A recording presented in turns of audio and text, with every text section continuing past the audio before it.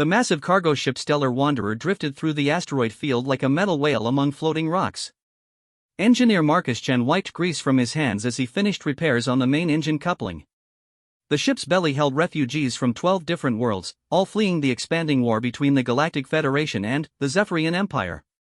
Marcus had volunteered for this mission because someone needed to keep these old refugee ships running. The Federation barely maintained their military vessels, let alone civilian transports. But humans had a reputation for making broken things work again, and Marcus took pride in that reputation. He was checking the fuel lines when he heard a soft whimper coming from the cargo hold. The sound was barely audible over the engine noise, but Marcus had good ears. He grabbed his toolkit and headed toward the sound. The cargo hold stretched for hundreds of meters, filled with supply crates and emergency shelters. Most refugees stayed in the passenger areas, but some preferred the quieter cargo sections. Marcus followed the whimpering sound deeper into the maze of containers. He found her behind a stack of medical supplies, curled into a ball no bigger than a large dog. At first glance, she looked like a child wearing an elaborate costume. Then, Marcus noticed the scales weren't fabric, and the tail wasn't attached to anything. The small wings folded against her back moved with her breathing. A dragon. A real dragon, though she couldn't be more than 10 years old by human standards. Her scales were deep purple with silver edges, and her eyes were the color of amethysts. She looked up at Marcus with terror and exhaustion. "Please don't hurt me," she whispered in Federation standard. Her voice was small and scared. "I don't have anywhere else to go." Marcus set down his toolkit slowly and crouched to her level. "Hey there, little one. I'm not going to hurt you. My name is Marcus." "What's yours?" The young dragon hesitated. "Vyra. I snuck onto your ship. I'm sorry. I was so hungry, and everyone keeps saying dragons are dangerous. No one wants me around." Marcus felt his heart break a little. The war had created millions of refugees, but dragons faced extra challenges. Many species feared them, even young ones like Vyra. Ancient stories painted dragons as monsters, though Marcus knew better. He'd worked with adult dragons before. They were intelligent, honorable beings who valued family above all else. "Where are your parents, Vyra?" Marcus asked gently. Vyra's eyes filled with tears. "The soldiers came to our colony. Mom told me to hide in the caves. When I came out, everyone was gone. The ships, the buildings, everything burned. I've been alone for 3 months." Marcus processed this information. Dragon colonies were neutral in the war, but both sides attacked them anyway. Dragons were too powerful as potential allies, so both factions preferred them eliminated rather than risk them joining the enemy. "Have you eaten today?" Marcus asked. Vyra shook her head. "I found some nutrition bars yesterday, but they made me sick." Dragon stomachs are different from most species. Marcus nodded. He'd heard about this problem.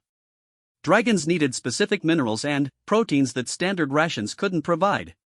Without proper nutrition, young dragons could become seriously ill. "I can help with that," Marcus said. "But first, we need to get you registered as a passenger. The ship's captain needs to know you're here." Vyra's eyes widened in panic. "No. He'll throw me off the ship. Everyone does. They say dragons bring bad luck, or will grow up to be violent. Please, I'll hide better. You won't even know I'm here." Marcus considered the situation. Captain Rodriguez was a good man, but he followed Federation protocols strictly. Those protocols required dragons to have special permits and guardians. Vyra had neither. "Listen, Vyra. I have an idea, but you'll have to trust me. Can you do that?" The young dragon studied his face for a long moment. Whatever she saw there must have reassured her, because she nodded slowly. "I'm going to register you as my engineering apprentice," Marcus explained. "Humans are allowed to take on apprentices from any species. It's an old tradition from Earth. The paperwork will make you my responsibility." "But I don't know anything about engineering," Vyra protested. Marcus smiled. "Dragons are naturally good with complex systems. Your people built the first star maps, remember? Besides, I can teach you." It'll give you something to do during the journey, and it explains why you're staying in the engineering sections. Vira's expression shifted from fear to cautious hope. You would do that for me? But why? You don't even know me. Because everyone deserves a chance, Marcus said simply. And because I think you'd make a good engineer. Dragons see patterns that other species miss. Marcus helped Vira to her feet and led her to his personal quarters adjacent to the engine room. The space was small but comfortable, with a bed, desk, and small food preparation area. He pulled out a spare blanket and set up a sleeping area in the corner. This will be your space for now, Marcus said. Tomorrow, I'll start showing you around the engine room. But first, let's get some food in you. Marcus accessed the ship's nutrition database and cross-referenced dragon dietary requirements. He found the information buried in an old xenobiology text. Dragons needed copper, selenium, and specific amino acids that were rare in standard rations. Fortunately, the ship's medical bay had mineral supplements. While Vira rested, Marcus made several trips to gather what she needed. He mixed the supplements into a protein-rich broth that would be easier for her to digest. When he returned, Vira was examining his engineering tools with obvious fascination. These are beautiful, she said, holding up a precision calibrator. The balance is perfect. Who made them? Marcus was impressed. That tool had been crafted by master artisans on Europa. Most people couldn't tell the difference between it and a standard calibrator. A friend of mine made that one, Marcus said. He specializes in precision instruments. You have a good eye for quality. Vira carefully set the tool down. My mother taught me to appreciate good craftsmanship. She said dragons have an instinct for quality because we used to be builders and creators before we became warriors. Marcus handed her the warm broth. Drink this slowly. Your stomach needs time to adjust. As Vira sipped the broth, Marcus prepared the apprenticeship paperwork on his personal terminal. The forms were complex, but human bureaucracy had advantages. Once filed, they would be difficult to challenge without good cause. Marcus? Vira said quietly. Why aren't humans afraid of dragons? Most other species won't even look at me. Marcus paused his typing. Humans have our own history with dragons. On Earth, dragons were mostly legends, but they represented power and wisdom. We learned to respect powerful beings rather than just fear them. Plus, humans have a habit of adopting strays. Vira almost smiled at that. Is that what I am? A stray? You're a young being in need of help, Marcus said. Species doesn't matter. What matters is that you're here now, and you're safe. Over the next several hours, Marcus showed Vira around the engineering section. He was amazed by how quickly she understood complex systems. Dragons really did have an intuitive grasp of how things connected and flowed together.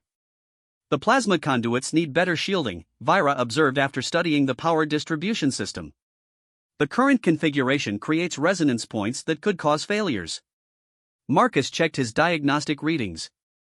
Vira was absolutely right, there were microfractures forming in exactly the locations she'd identified. How did you see that so quickly?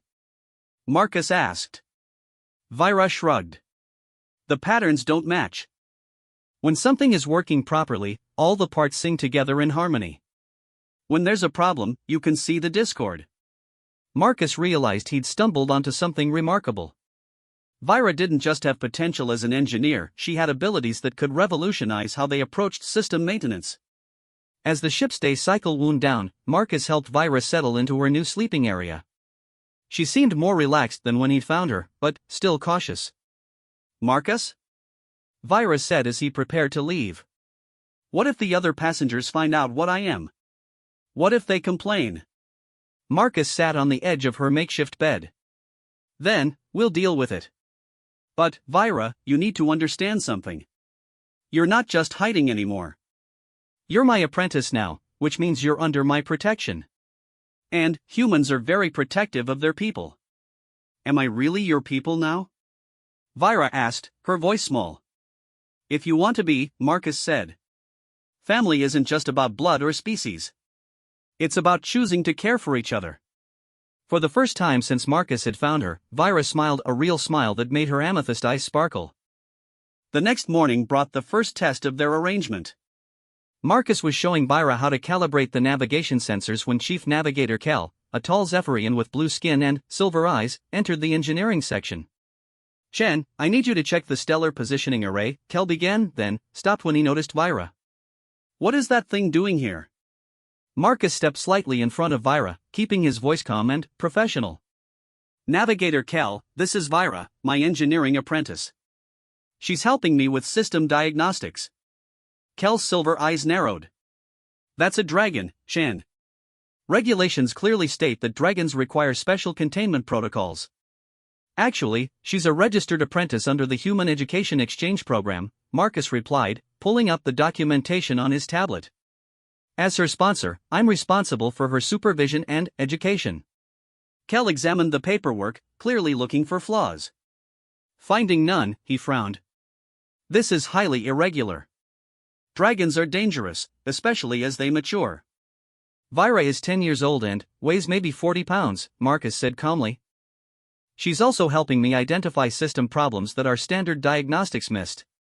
"Unless you have a specific complaint about her work performance?" Before Kel could respond, Vyra spoke up. "Sir, the navigation array has a 17% drift in Sector 4. The gravitometric sensors need recalibration, or will be off course within 12 hours. Kel stared at her, then checked his instruments. His expression shifted from hostility to surprise. "How did you? We just calibrated those sensors yesterday." "The harmonic resonance is wrong," Vyra explained. "When the ship passes through gravitational fields, the sensors vibrate slightly. Over time, this creates cumulative errors." Marcus hid his smile as Kel ran a full diagnostic. Vyra was exactly right, the sensors showed microdrift that would have taken standard equipment another 6 hours to detect. "This level of precision should be impossible without specialized instruments," Kel muttered, then looked at Vyra with something approaching respect. "How did you detect this with visual inspection alone?" "Dragons see patterns differently," Vyra said simply. "My mother taught me to listen to the harmony of working systems." Kel spent another few minutes reviewing the diagnostic data, then nodded curtly to Marcus. "Carry on, Engineer Chen. Your apprentice appears competent." After Kel left, Vyra let out a long breath. "I thought he was going to have me thrown out." "You handled that perfectly," Marcus said proudly. "You stayed calm, showed your knowledge, and proved your value. That's how you earn respect." Word of the Dragon Apprentice spread quickly through the ship, as word always did in confined spaces. Over the following days, Marcus noticed the reactions varied dramatically by species. The human passengers were curious but generally accepting. Several asked Marcus about dragon abilities and seemed impressed by Vyra's engineering insights. The Centauran refugees, with their strong family traditions, understood the concept of adoption across species lines. The Zephyrian and Altarian passengers were more suspicious. Both species had ancient conflicts with dragons, though most of the specific grievances were centuries old. They watched Vyra carefully but didn't actively complain. The real problems came from the Vrex contingent. The insectoid species had a rigid caste system that didn't accommodate cross-species relationships. To them, Marcus keeping a dragon was like keeping a dangerous wild animal as a pet. The confrontation Marcus had been expecting came 3 days later. He was teaching Vyra how to perform routine maintenance on the life support systems when Vrex cluster leader Zach approached with 2 of his subleaders. "Human Engineer Chen," Zach buzzed in his translated speech. "The Vrex collective requires clarification of protocol violations." Marcus straightened, keeping his body language calm but firm. "What violations, cluster leader?" "The dragon entity presents unacceptable risk factors to collective safety," Zach continued. "Vrex demand immediate containment protocols or removal from vessel." "Vyra is a registered apprentice working under my direct supervision," Marcus replied. "She has committed no violations of ship's regulations." "Dragon entities are inherently unstable," one of Zach's subleaders interjected. "Emotional state fluctuations could trigger violent responses." Marcus felt Vyra tense behind him. She had been making progress with confidence, but confrontations like this still frightened her. "Have you observed any violent or unstable behavior from my apprentice?" Marcus asked directly. The Vrex couldn't answer that, because Vyra had been nothing but helpful and polite during her time on the ship. Historical data indicates dragon species aggression patterns, Zack insisted. Precautionary measures are logical requirement. Marcus stepped forward slightly. Cluster leader Zack, with respect, the Vrex Collective has its own historical conflicts with multiple species. Should we apply the same precautionary logic to your people? The implication hung in the air. The Vrex had indeed fought wars with several other species represented on the ship. By their own logic, they posed equal risks. That comparison is invalid premise, Zack buzzed angrily. Vrex Collective operates within established protocols. So does my apprentice, Marcus replied firmly. Unless you can cite specific regulations that apply to registered apprentices under human sponsorship, this conversation is over. The standoff continued for several tense seconds. Finally, Zack's mandibles clicked in irritation. This matter will be reported to Vessel Command Authority. Feel free, Marcus said. Captain Rodriguez has my complete documentation. After the Vrex delegation left, Vira emerged from behind a control panel where she'd been trying to make herself invisible. They really hate me, she said quietly. Maybe I should leave at the next station. I don't want to cause problems for you. Marcus knelt down to her level. Vira, listen to me. There will always be people who judge you based on fear or old prejudices. That doesn't mean you should hide or run away. It means you prove them wrong by being better than their expectations. But, what if they're right? Vira asked. What if dragons really are dangerous? What if I hurt someone without meaning to? Marcus considered his words carefully. Dragons are powerful, that's true. But, power isn't the same as violence. A fusion reactor is powerful too, but we don't fear it when it's properly channeled. The question isn't whether you have power, it's what you choose to do with it. Vira thought about this as they returned to their maintenance work. Marcus noticed she was quieter than usual for the rest of the day, but she didn't bring up leaving again. That evening, Marcus received the summons he'd been expecting. Captain Rodriguez wanted to see him in his office immediately. Marcus told Vira to stay in their quarters and headed to the command deck. Captain Rodriguez was reviewing reports when Marcus arrived. The older man had the weathered look of someone who'd spent decades managing difficult situations in space. Sit down, Shen, Rodriguez said without preamble. I've got the Vrex delegation demanding I confine your dragon, the Zephyrian leaders asking for clarification of policies, and half the human passengers wanting to meet her. What exactly is going on in my ship? Marcus presented his documentation again and explained how he'd found Vira and the apprenticeship arrangement he'd made. Rodriguez reviewed everything carefully. The paperwork is in order, he admitted. And I've heard good things about her work from Navigator Kel.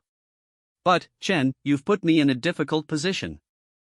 A lot of passengers are nervous about having a dragon aboard. With respect, Captain, they're nervous about their own prejudices, Marcus replied. Vira has been nothing but helpful. She's identified several potential system failures that we would have missed otherwise. I'm not questioning her competence, Rodriguez said. But managing refugee ships means managing people's fears as much as their safety. If the Vrex Collective refuses to share space with a dragon, I could have a real problem. Marcus felt his heart sink. Are you ordering me to confine her? Rodriguez was quiet for a long moment. Tell me honestly, Shen. Are you sure about this? Taking responsibility for a young dragon is no small thing. They live for centuries, and their needs will change dramatically as they grow. I'm sure, Captain, Marcus said firmly. Vira is brilliant, kind, and hardworking. She deserves the same chances as any other refugee child. Rodriguez nodded slowly. Then, we'll make it work. But, Chen, if there are any incidents, any at all, I'll have to reconsider. I can't risk the safety of 800 other refugees. Understood, Captain. Thank you. As Marcus returned to his quarters, he found Vira waiting anxiously by the door. Her face lit up when she saw his expression. We can stay, she asked hopefully. We can stay, Marcus confirmed. But, Vira, we need to be extra careful. Some passengers are still nervous about dragons. We need to show them that their fears are unfounded. Vira nodded seriously. I'll work very hard, Marcus. I won't let you down. Over the following weeks, Vira threw herself into learning everything Marcus could teach her. Her natural abilities with complex systems grew stronger with proper education and practice. She could diagnose problems that stumped experienced engineers and suggest improvements that increased efficiency across multiple ship systems. More importantly, her confidence grew as well. The frightened, hungry refugee Marcus had found hiding in the cargo hold gradually transformed into a capable young engineer with pride in her work and hope for her future. Not all the passengers warmed to her presence, but most learned to accept her as part of the ship's community. The human children especially enjoyed her company, fascinated by her scales and small wings. Vira was patient with their questions and never showed irritation at their curiosity. The real breakthrough came when the ship encountered a serious crisis that tested everyone aboard, including the young dragon who had found herself an unlikely home among the stars. The alarm klaxons shattered the peaceful routine of the stellar wanderer at 0347 ship time. Marcus bolted upright in his bunk, instantly awake as years of emergency training kicked in. Across the small room, Vira was already moving, her dragon reflexes faster than human reactions. "What's happening?" she asked, her voice tight with concern. Marcus was pulling on his uniform as his communication device crackled to life. "All department heads to the bridge immediately," Captain Rodriguez's voice commanded. "We have a Category 5 emergency." "Stay here until I know what's going on," Marcus told Vira as he grabbed his toolkit. "Monitor the engineering channels and watch for any system alerts." Marcus reached the bridge to find organized chaos. The main display showed their ship surrounded by twisted space that shouldn't exist. Navigator Kel was frantically working his instruments while Science Officer Tvera, a pale Altarian with silver hair, coordinated sensor readings. "Report," Marcus called out as he took his position at the engineering console. "We've hit a spatial anomaly," Captain Rodriguez explained grimly. "Something massive warped spacetime around us while we were in sleep cycle. We're trapped in what Tvera calls a probability storm." Marcus studied his readings with growing alarm. The ship's hull was experiencing stress patterns that defied physics. Metal shouldn't bend like that without breaking, yet somehow it was. The engine readings showed impossible energy fluctuations. "Captain, I'm seeing power variations that shouldn't be possible," Marcus reported. "The fusion reactor is stable, but the energy output keeps changing without any input modifications." Tvera looked up from her science station. "The anomaly is affecting the fundamental constants of physics within this region. What we consider normal matter and energy relationships are in flux." "In simple terms, Science Officer," the captain requested. "Reality itself is unstable here," Tvera said. "Our ship exists in multiple probability states simultaneously. Sometimes our hull is stronger, sometimes weaker. Sometimes our engines produce more power, sometimes less. The variations are random and unpredictable." Marcus felt cold dread in his stomach. "How long can the ship survive this kind of stress?" "Unknown," Tvera replied. "But the hull integrity fluctuations are increasing. Eventually, we may exist in a probability state where the ship simply isn't strong enough to hold together." Captain Rodriguez turned to Navigator Kel. "Options for getting out of this?" Kel's blue skin had gone pale. "The anomaly extends for approximately 12 light hours in all directions. At our current speed, it would take weeks to reach the edge, assuming we could maintain course. But the navigation systems are as affected as everything else. I can't guarantee we wouldn't just fly deeper into the phenomenon." "What about emergency jump protocols?" the captain asked. "Absolutely not," Tvera said firmly. "Jump drive calculations require precise knowledge of local spacetime conditions. In this environment, we could emerge anywhere or anywhen. We might exit in the middle of a star, or 1,000 years in the past." Marcus studied the engineering displays, looking for any system that remained stable. Everything fluctuated except. "Captain, there's something odd about the life support readings." "What do you mean?" Rodriguez asked. "They're not fluctuating like everything else," Marcus said, pulling up detailed diagnostics. "Atmospheric composition, gravity generation, temperature control, they're all rock steady. That doesn't make sense if the anomaly affects all our systems equally." Tvera frowned and checked her own instruments. "That is impossible. The life support systems should be just as vulnerable to probability fluctuations as any other technology. Unless something is stabilizing them," Marcus realized. His thoughts immediately turned to Vira. Dragons were said to have unusual relationships with natural forces. Captain, I need to check something in the engineering section. Go, Rodriguez ordered. Find out why life support is stable. It might be our key to getting out of this.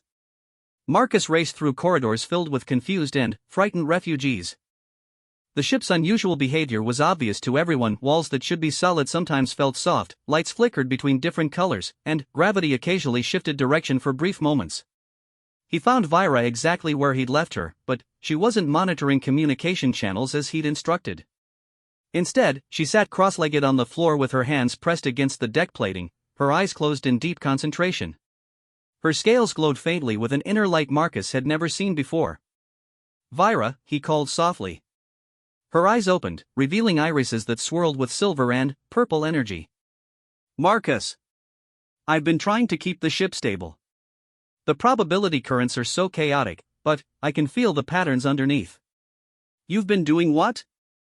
Marcus asked, kneeling beside her. When the alarm started, I felt the ship hurting, Vira explained.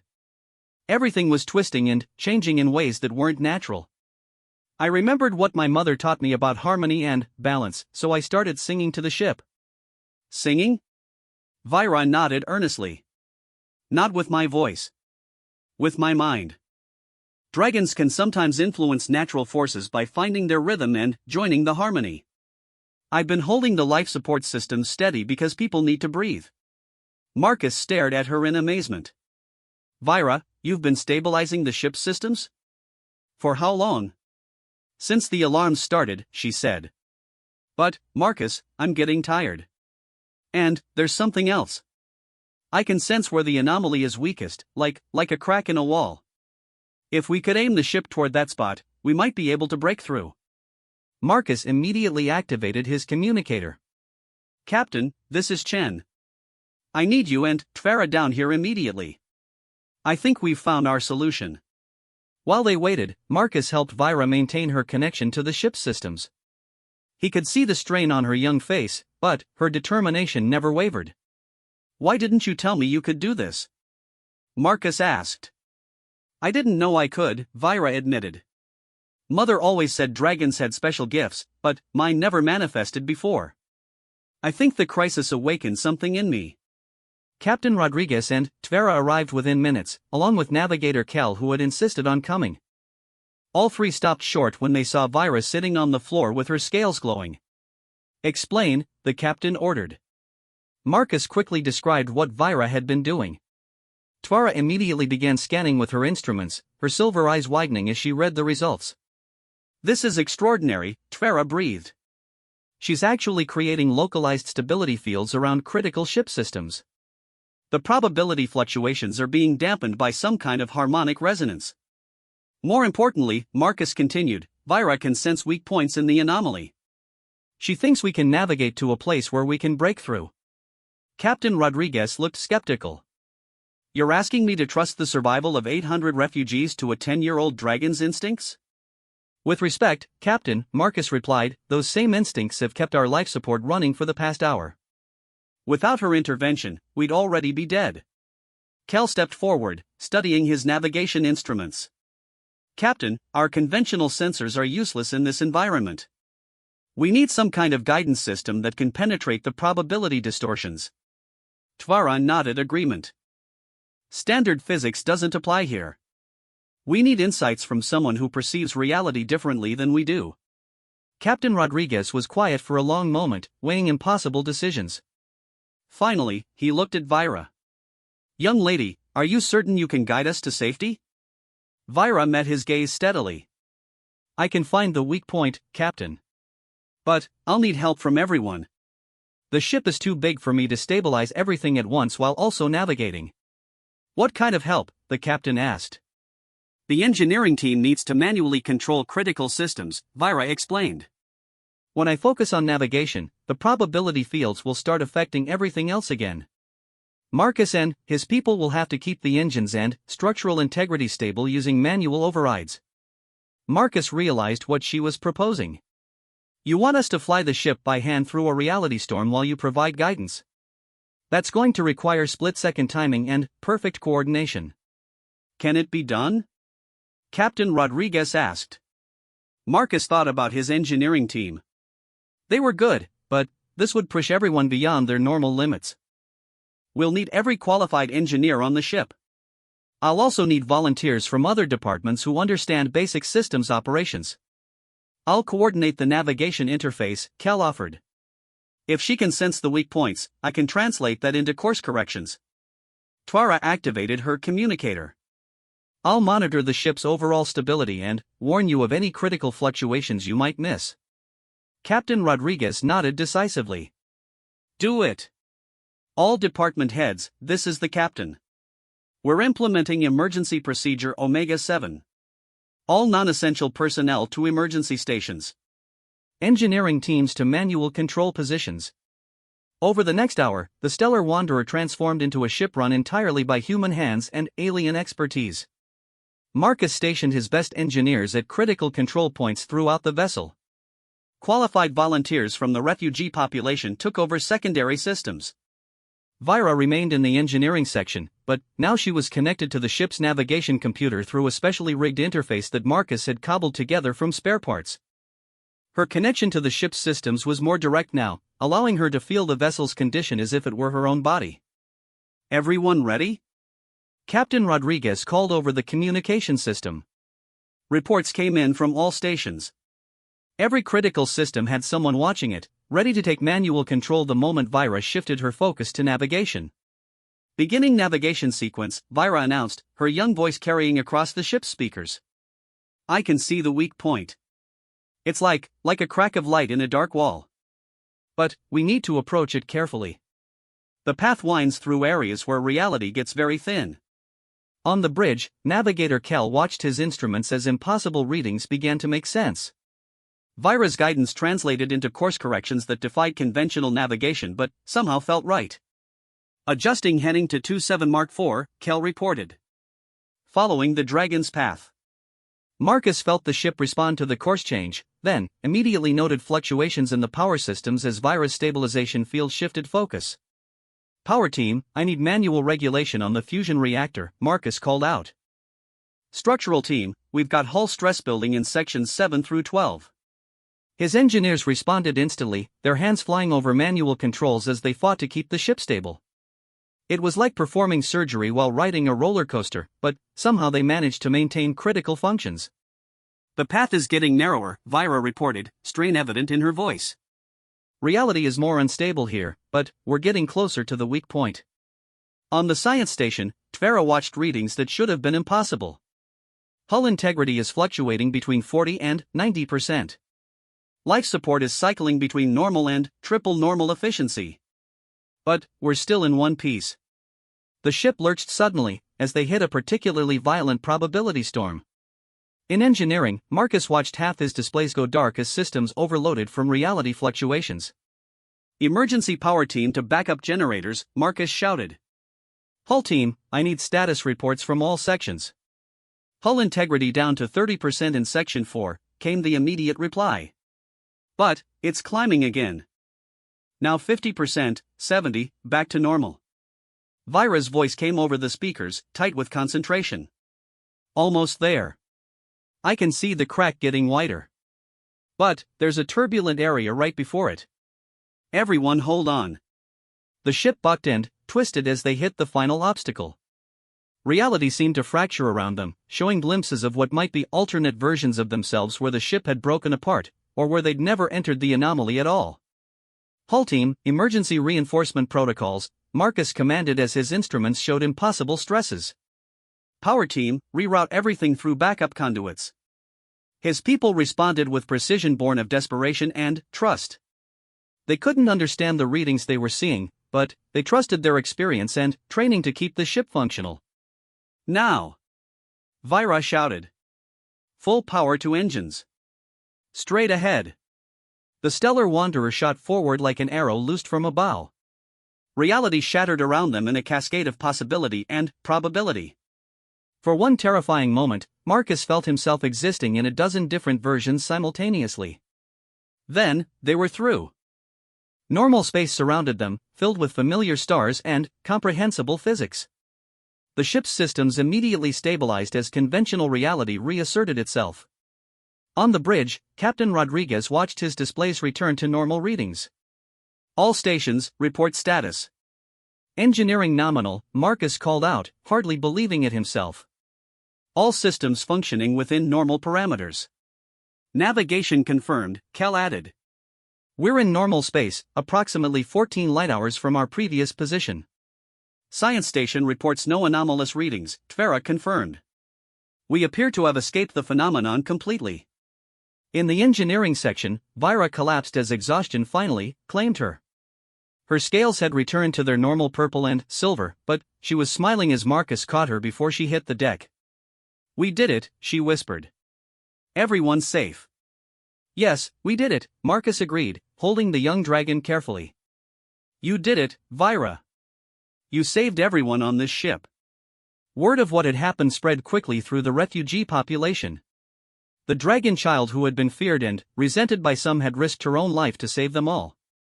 Even the Vrex delegation found it difficult to maintain their hostility towards someone who had literally kept them breathing during the crisis. Over the following days, Vira became something of a celebrity among the refugees. Children from multiple species sought her out, wanting to hear about dragons and reality storms. Adults who had previously been suspicious now nodded respectfully when she passed. The most significant change was in how the crew treated her. Captain Rodriguez personally commended her actions in his official log. Navigator Kel began consulting her on complex course calculations, finding that her intuitive understanding of spacetime relationships provided insights that conventional sensors missed. Science Officer Tvera was fascinated by Vira's abilities and began working with Marcus to better understand how dragons interacted with fundamental forces.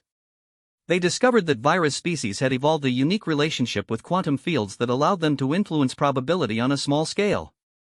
It explains why dragons were such effective builders and engineers in ancient times, Tvera explained during one of their research sessions. They could sense structural weaknesses and reinforce them at the quantum level. Marcus watched Vira work with Tvera, answering questions about sensations that no other species could experience. The frightened refugee he'd found hiding in the cargo hold had grown into a confident young being with extraordinary abilities and the wisdom to use them responsibly. Marcus? Vira asked one evening as they worked on routine maintenance together. Do you think other dragons could learn to do what I did? Help people instead of fighting wars? Marcus considered the question carefully. I think dragons, like any intelligent species, can choose what they want to be. You chose to help, to protect, to build instead of destroy. That choice matters more than any ancient reputation. I want to find other young dragons when we reach New Geneva Colony, Vira said. Maybe they're hiding like I was, thinking no one wants them. Maybe I can show them that there are people who will accept them. That's a wonderful goal, Marcus agreed. And, when you find them, you'll have something most dragons never had: proof that other species can be trusted as family. Vira smiled at that, her amethyst eyes bright with determination. Dragons are supposed to be guardians, right? Protectors of valuable things? So the stories say, Marcus confirmed. Then, I want to be a guardian of peace between species, Vira declared. I want to prove that dragons can be bridges instead of barriers. Marcus felt a surge of pride in the remarkable young being he'd chosen to call family. I think you're already well on your way to doing exactly that. As the Stellar Wanderer continued toward New Geneva Colony, its passengers carried with them a new understanding. Fear and prejudice could be overcome by courage and compassion. Ancient enemies could become allies when they chose to see past old wounds. And, sometimes, the most powerful guardians came in the smallest, most unexpected packages. The ship flew on through peaceful space, its hull strong, its systems stable, and its passengers united by the shared experience of surviving the impossible. In the engineering section, a young dragon continued her education, learning not just about starship systems but about the infinite possibilities that opened when different species chose to trust each other. The universe was vast and full of wonders and dangers. But, as long as beings like Marcus and Vira existed, beings willing to look past fear and prejudice to find the common bonds of intelligence and compassion, there would always be hope for a better future among the stars. The New Geneva Colony appeared on the main screen like a beacon of hope in the endless darkness of space. After 6 weeks aboard the Stellar Wanderer, the sight of a stable world with blue oceans and green continents brought tears to many refugee eyes.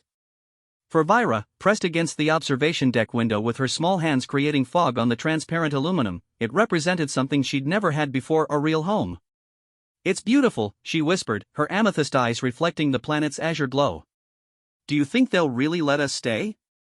Marcus stood beside her, feeling a mixture of relief and apprehension.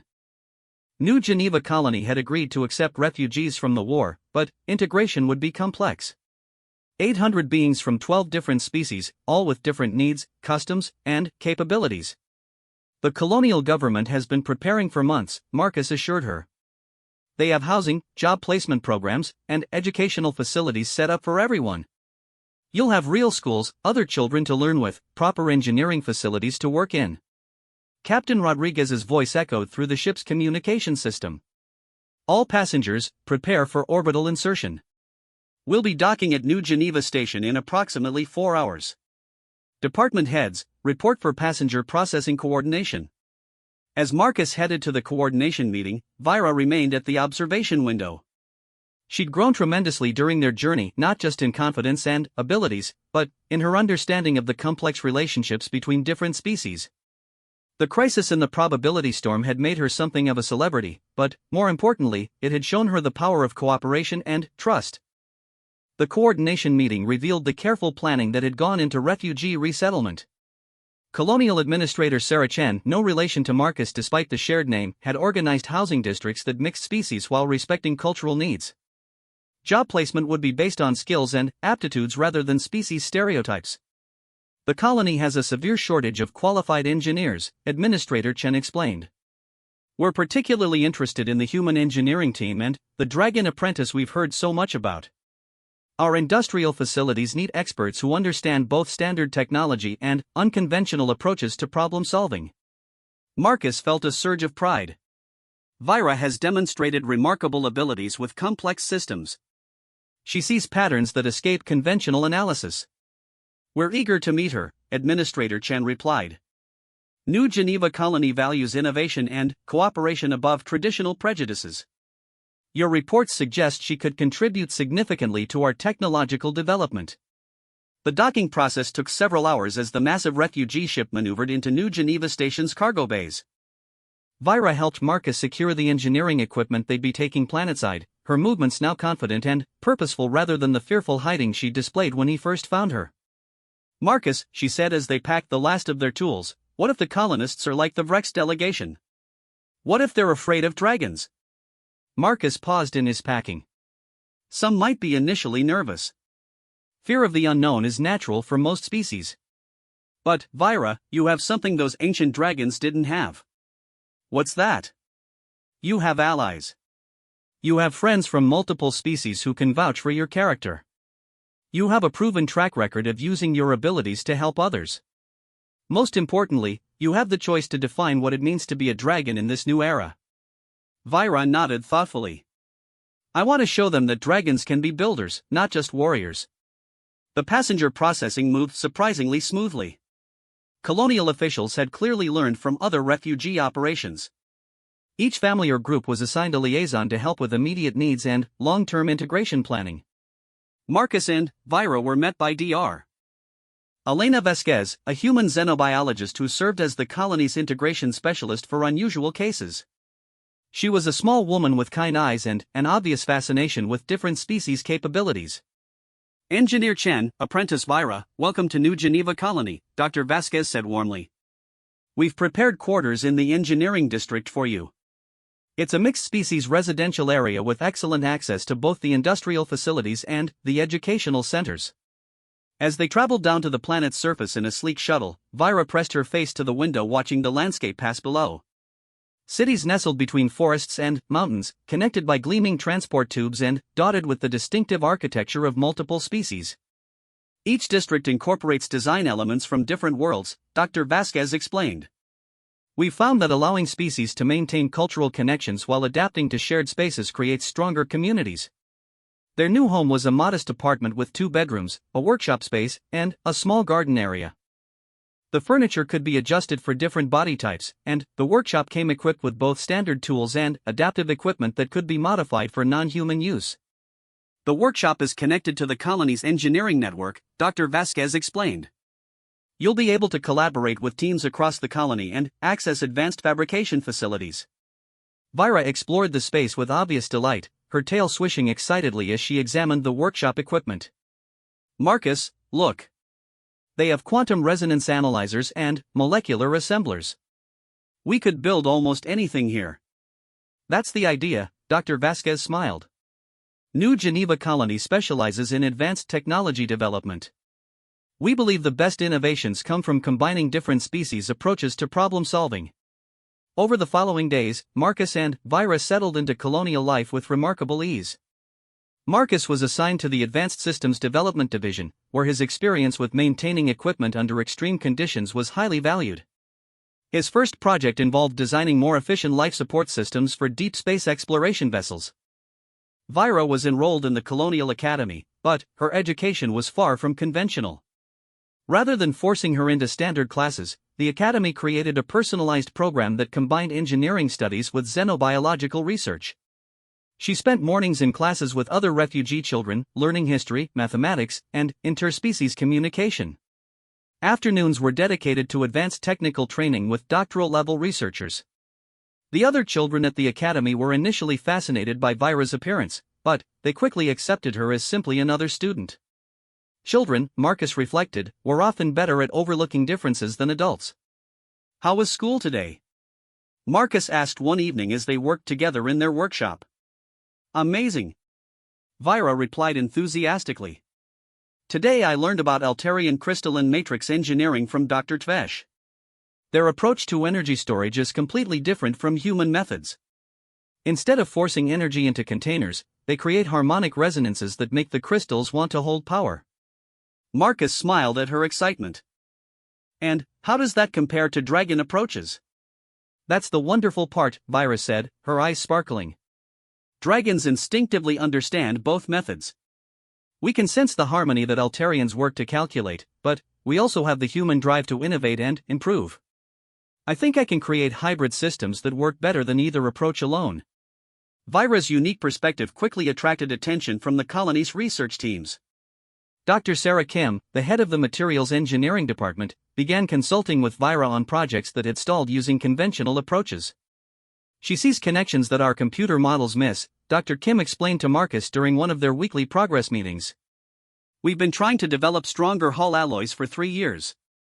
Vira looked at our data for 10 minutes and suggested a molecular bonding approach that increased strength by 30%. Marcus wasn't surprised. Vira's abilities continued to develop as she gained confidence and education. But, more importantly, she was becoming a bridge between different scientific traditions. She's teaching our researchers as much as they're teaching her, Dr. Kim continued. Her dragon perspective on harmony and balance is revolutionizing how we approach complex system integration. The real test of Vira's integration came when the colony faced its first major crisis since the refugees' arrival.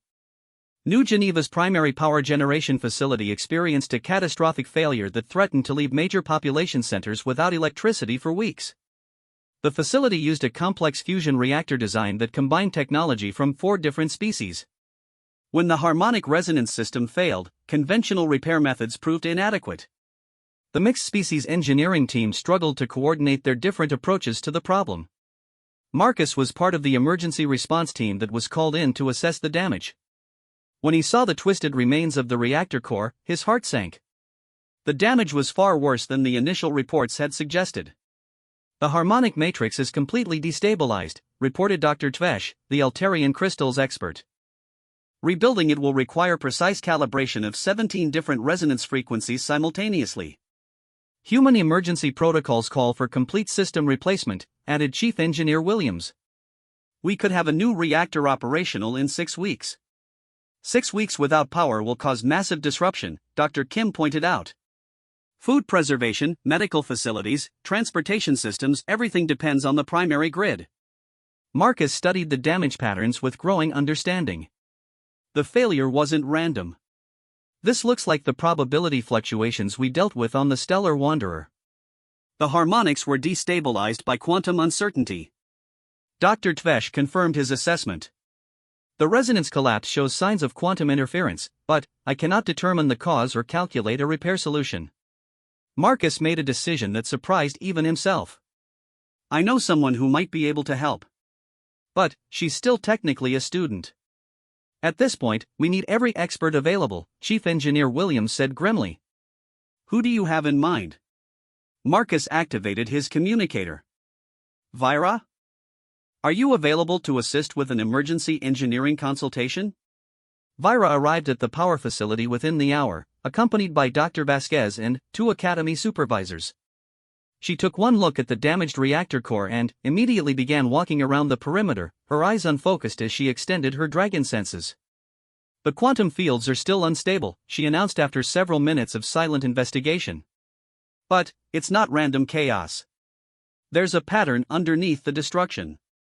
Someone or something deliberately destabilized the harmonic matrix. The implications of that statement sent chills through the assembled engineers. Sabotage of critical infrastructure was an act of war. Are you certain? Chief Engineer Williams asked urgently. Vira nodded gravely. Dragons can sense intentional disruption of natural harmonies. This wasn't an accident or system failure.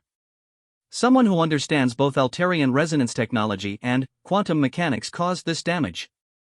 Dr. Tvesh examined his instruments with new understanding. If Vira is correct, then conventional repair methods will fail.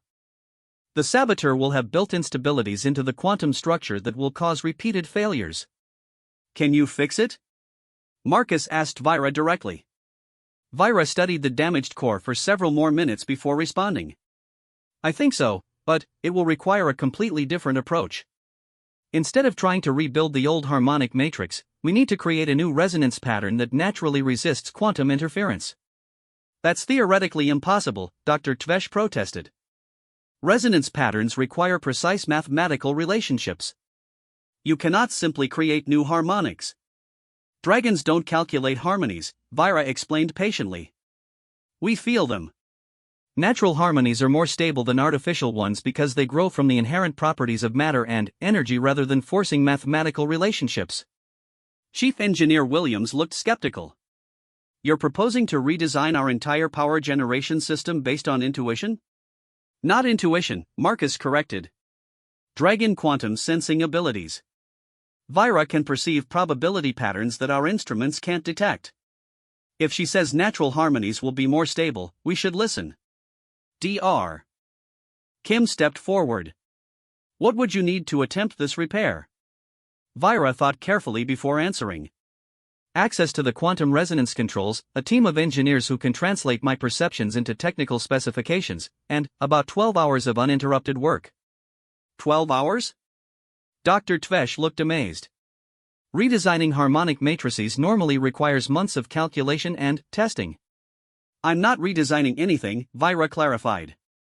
I'm finding the harmony that already exists in the quantum structure and helping the technology align with natural patterns instead of fighting them.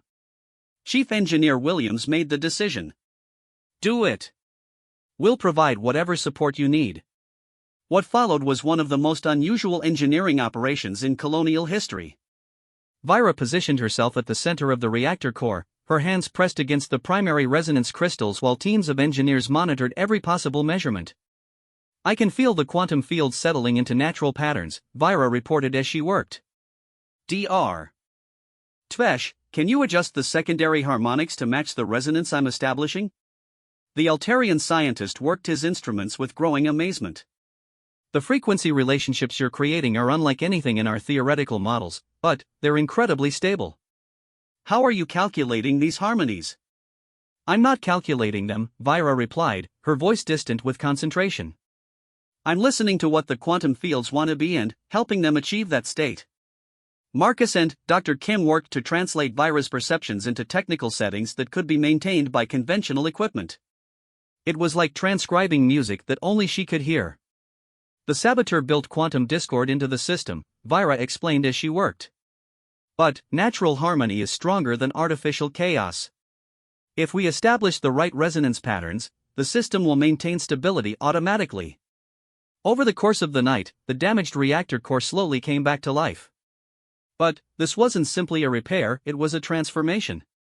The new harmonic patterns that Vira created were more efficient than the original design and, naturally resistant to the kind of quantum interference that had caused the initial failure. Power output is 23% higher than previous specifications, Dr. Tvesh reported in amazement. And, the stability readings are perfect. I've never seen resonance patterns this pure. Chief Engineer Williams watched the readings in disbelief. How is this possible?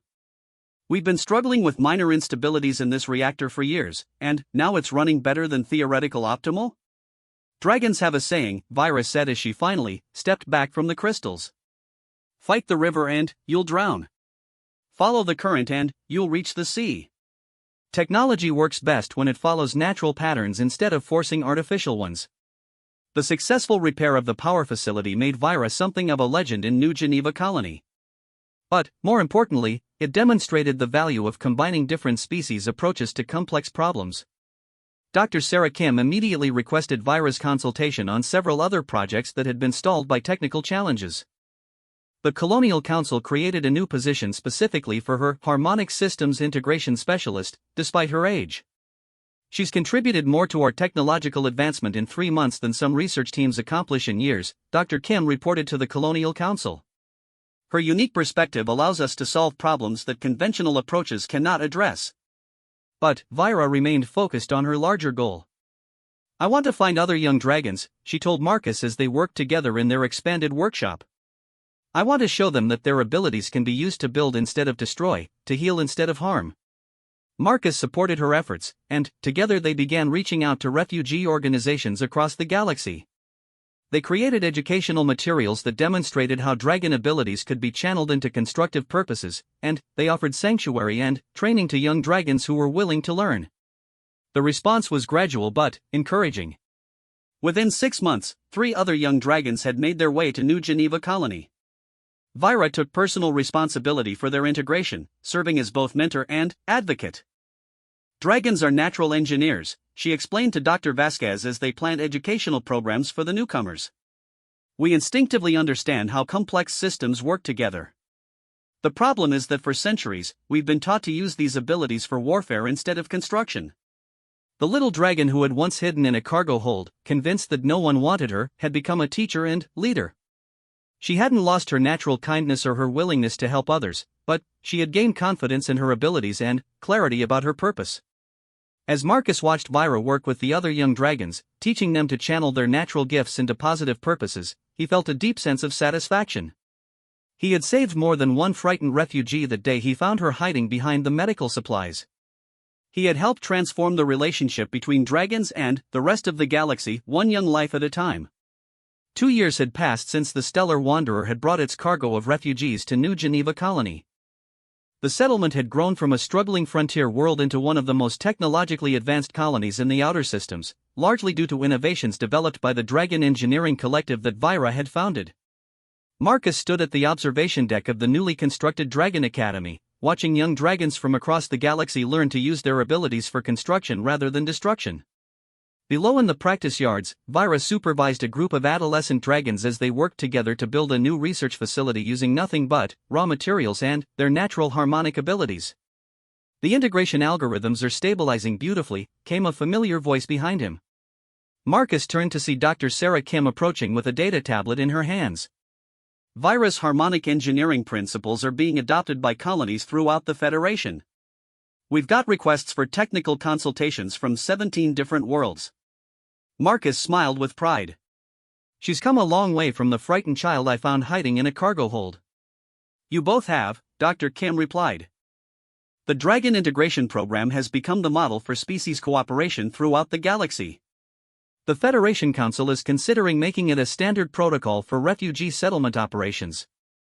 Through the observation window, Marcus watched Vira demonstrating something to a young dragon who couldn't be more than 8 years old. The child's scales were bright gold with green highlights, a coloration that Marcus had learned indicated exceptional potential for harmonic manipulation. She's teaching little Zephyr how to sense structural integrity, Marcus observed. That one has remarkable instincts, even by dragon standards. The whole group is exceptional, Dr. Kim agreed.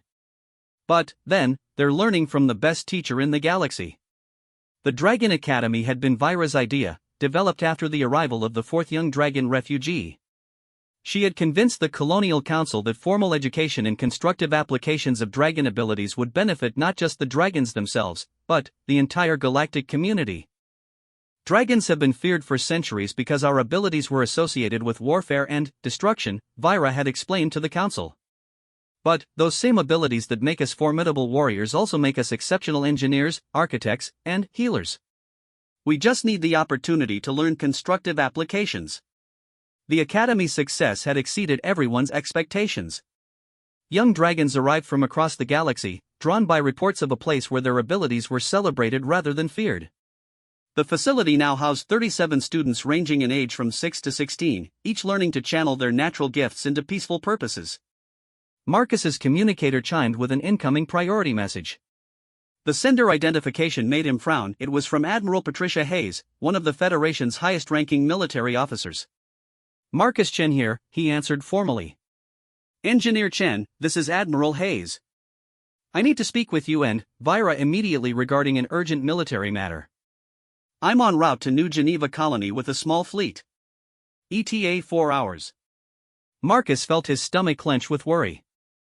Military fleets didn't visit peaceful colonies unless something serious was happening. What's the nature of the emergency, Admiral? I'll explain when I arrive. Please ensure that Vyra and her senior students are available for consultation. This situation requires dragon expertise at the highest level. The connection ended, leaving Marcus staring at his communicator with growing concern. He immediately contacted Vyra, who was still supervising construction practice in the yards below. Vyra, I need you to return to the Academy immediately. We have an urgent situation developing. Vyra looked up at the observation deck and must have seen the tension in his posture, because she immediately began organizing her students. Continue the foundation work, she instructed them. Remember to feel for the natural stress patterns in the materials. I'll return shortly to inspect your progress. 20 minutes later, Marcus and Vyra met with Dr. Kim and Colonial Administrator Chen in the Academy's conference room. Marcus explained Admiral Hayes' message and the imminent arrival of a Federation fleet. Military consultations usually involve combat applications, Vyra said grimly. I hope they're not expecting us to train young dragons for warfare. Over my dead body, Marcus replied firmly. The Academy exists to provide alternatives to military service. We're not supplying child soldiers to anyone. Administrator Chen activated the colony's defense protocols, ensuring that the arriving fleet would be monitored carefully. Admiral Hayes has a good reputation for ethical behavior, but we need to be cautious about military involvement with the Dragon program. The Federation fleet dropped out of hyperspace precisely 4 hours later, consisting of Admiral Hayes' flagship and 2 escort cruisers. Within an hour, the Admiral had shuttled down to the colony accompanied by a small staff of technical specialists. Admiral Hayes was a tall woman with graying hair and the bearing of someone accustomed to making difficult decisions under pressure. She greeted the assembled group with professional courtesy but obvious urgency. Thank you for meeting with me on such short notice, Admiral Hayes began. I'll be direct about the situation. 3 days ago, our deep space monitoring stations detected something that shouldn't exist, a massive artificial structure approaching the galaxy from intergalactic space. She activated a holographic display showing long-range sensor data. The structure appeared to be roughly cylindrical, thousands of kilometers in length, with geometric patterns that hurt to look at directly. Our xenoarchaeologists believe this is a precursor artifact, Admiral Hayes continued. The civilization that built the ancient jump gate network that we still use today. They've been extinct for over 50,000 years, but this structure is definitely their technology. Marcus studied the holographic data with growing unease. What's it doing? Is it heading for any populated systems? That's the problem, Admiral Hayes replied. It's not following any predictable course. The structure seems to be hunting for something. It's already investigated 17 star systems, performing detailed scans before moving on. Each investigation takes approximately 72 hours. Vyra leaned forward, her amethyst eyes fixed on the hologram. What kind of scans is it performing? That's where we need dragon expertise, Admiral Hayes said. Our best scientists can't interpret the energy patterns it's using. But preliminary analysis suggests it's searching for specific quantum resonance signatures. Harmonic patterns, Vira breathed, understanding immediately. It's looking for beings who can manipulate fundamental forces. It's looking for dragons. The implications of that statement hung heavy in the conference room. If an ancient alien artifact was specifically hunting for dragons, the consequences could be catastrophic for the young beings who had found safety at the academy. Our strategic analysis team has calculated that at its current search pattern, the structure will reach inhabited space within 6 months, Admiral Hayes continued. We need to understand its intentions and capabilities before that happens. Administrator Chen spoke for the first time since the briefing began. Admiral, what exactly are you requesting from the Dragon Academy? We need a team of dragons to accompany our research expedition, Admiral Hayes replied. If the structure is specifically designed to interact with beings who have harmonic abilities, we need those beings present to establish communication or determine hostile intent. Absolutely not, Marcus said firmly. These are children and young adults who came here to escape warfare. We're not sending them into potential danger. With respect, Engineer Chen, if this structure is hostile to dragons, nowhere in the galaxy will be safe, Admiral Hayes replied. Better to confront the threat under controlled circumstances than wait for it to find dragons on its own terms. Vira had remained silent during this exchange, studying the holographic data with intense concentration. When she finally spoke, her voice was thoughtful rather than emotional. The energy patterns are familiar, she said slowly. Not from personal experience, but from the deepest racial memories that all dragons carry. My mother told me stories about the builders who came from beyond the stars. The ones who taught the first dragons to sing to the quantum fields. Admiral Hayes leaned forward eagerly. Are you saying dragons have historical knowledge about the precursors? Not historical knowledge exactly, Vira clarified. Genetic memory. Dragons remember the builders as teachers who helped us understand our abilities. But those memories are old and fragmented. Most dragons can't access them clearly. But you can? Dr. Kim asked. Vira nodded slowly. My experience with probability storms and quantum engineering has awakened deeper connections to the racial memory. I can sense things that other dragons might miss. Marcus felt cold dread settling in his stomach.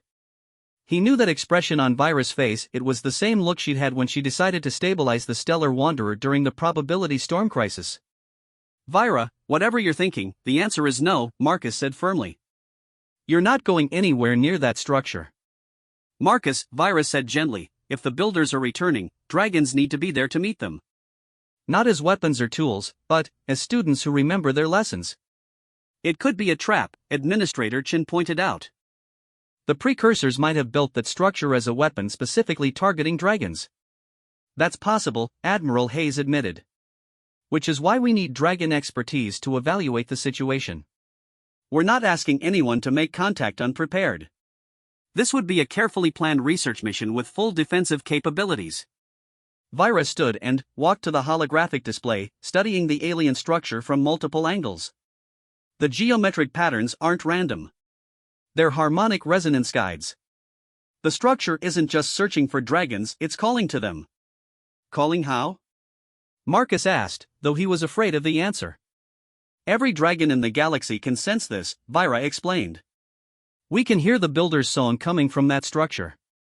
It's faint at this distance, but growing stronger as it approaches. Soon, young dragons will start having dreams about returning to the source of the song. Marcus realized the implications immediately. You're saying that structure will start attracting dragons whether we want it to or not? Yes, Vira confirmed. Which means we need to understand what it wants before every dragon in the galaxy starts trying to reach it. Admiral Hayes nodded grimly. Our xenopsychologists came to the same conclusion based on historical patterns. If this structure is calling to dragons instinctively, we'll start seeing dragon migrations within months. Dr. Kim accessed her own data files. There have already been reports of unusual dragon behavior in several systems. Increased restlessness, changes in sleep patterns, reports of vivid dreams about ancient voices calling from the stars. Marcus felt the weight of impossible decisions settling on his shoulders. He looked at Vira, seeing both the frightened refugee he'd found years ago and the confident young leader she'd become. If I agree to this, Marcus said slowly, what exactly would be involved? Admiral Hayes activated a new holographic display showing mission parameters. A joint research expedition using the Federation's most advanced exploration vessel. Dragon representatives would work with our best xenoarchaeologists and quantum physicists to establish safe contact with the structure. Safety protocols would include maintaining minimum distance until the structure's intentions are confirmed, she continued. Full defensive capabilities, emergency evacuation plans, and absolute authority for the Dragon representatives to terminate contact if they sense danger. Vyra studied the mission profile carefully. How many dragons would you want for the expedition? Ideally, a team of 5 with different specialties, Admiral Hayes replied. Harmonic engineering, quantum sensing, structural analysis, communication protocols, and leadership coordination.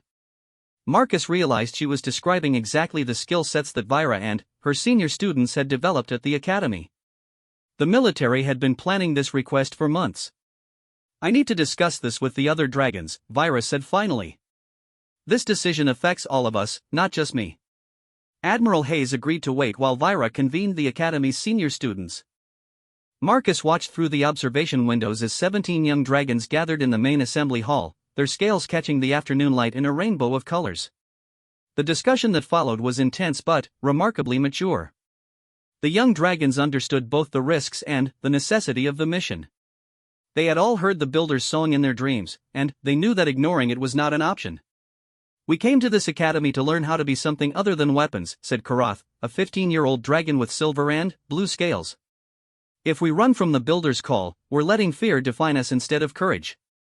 But if we go and it's a trap, we could be endangering every dragon in the galaxy, countered Zira, a red and gold dragon who specialized in defensive harmonics.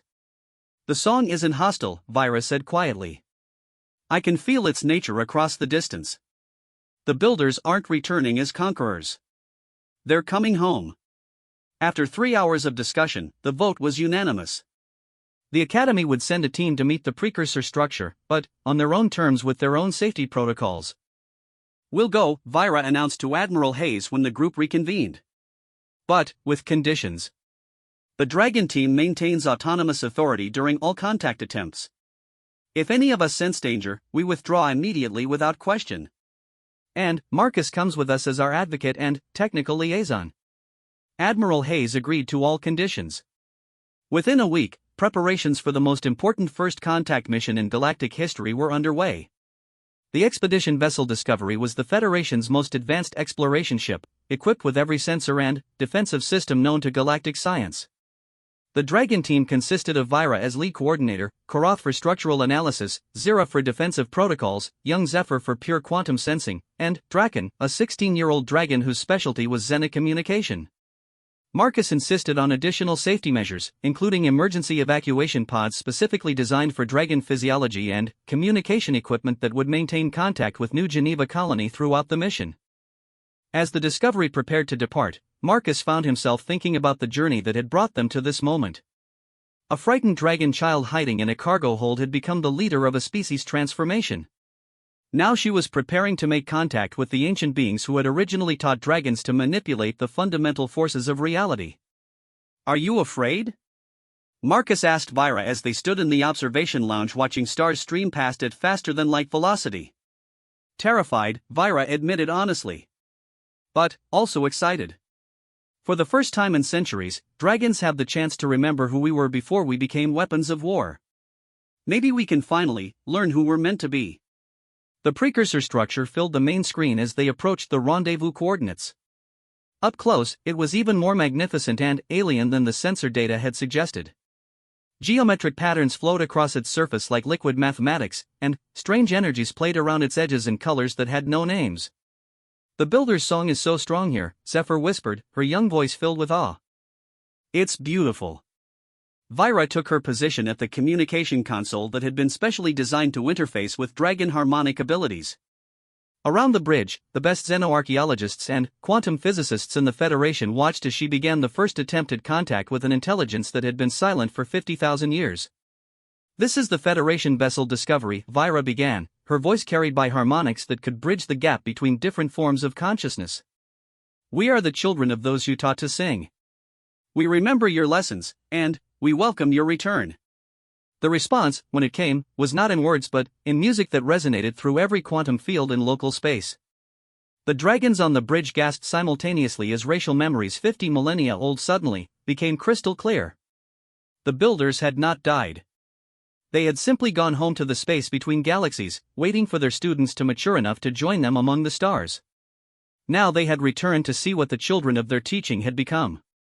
And, for the first time in galactic history, they found dragons who chose to build rather than destroy, to heal rather than harm, to protect rather than conquer. The universe was about to change in ways that no one could imagine, and it all began with a small dragon who had once believed that no one wanted her, until a human engineer chose to see past fear to the infinite potential that lay within.